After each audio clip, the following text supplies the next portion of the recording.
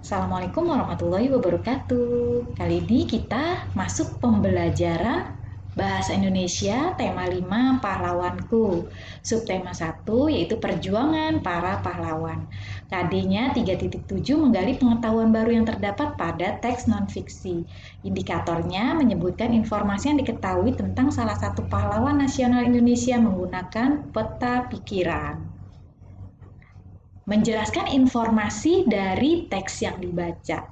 Ingat ya, informasi merupakan sekumpulan data atau fakta yang diolah dengan cara tertentu sehingga dapat dipahami oleh pembaca.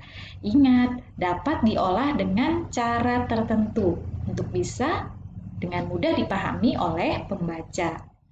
Nah, untuk dapat menemukan informasi penting, caranya satu, membaca teks dengan seksama, kemudian menemukan semua kalimat utama yang mengandung kata kunci ya. Jadi kalian akan harus mencari kata kunci ya. Kata kunci biasanya ada di kalimat utama. Langkah-langkah untuk mengidentifikasi informasi dari suatu teks. 1. Perhatikan judul teks. Kedua, baca teks dengan seksama.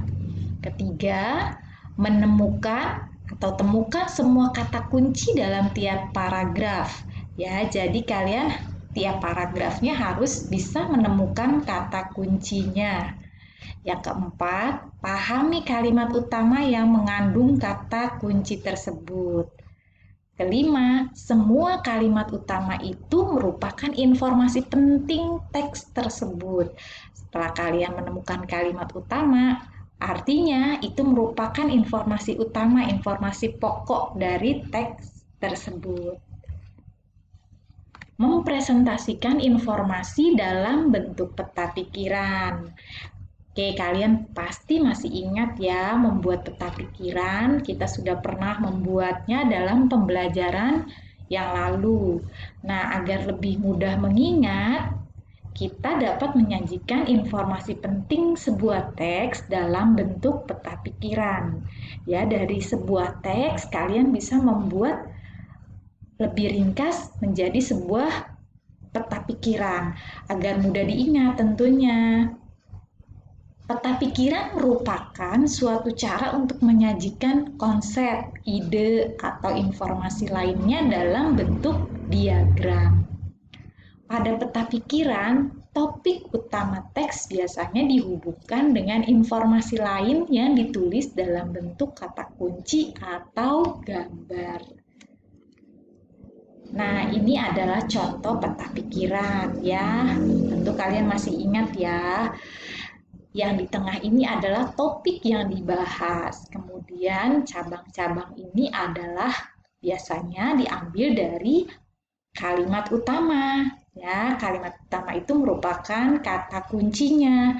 Nah, di sini nanti akan dibahas satu persatu yang berkaitan dengan topik yang dibahas.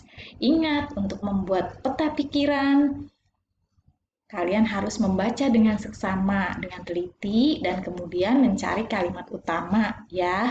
Kalimat utama itu merupakan kata kunci dari teks tersebut ya. Membacanya dengan seksama, kemudian diambil tiap paragraf kalimat utamanya. Nah, itulah nanti di situ akan ada kata kunci. Ya, biasanya kata kunci itu yang sering muncul, sering dibahas. Seperti itu ya. Oke, terima kasih.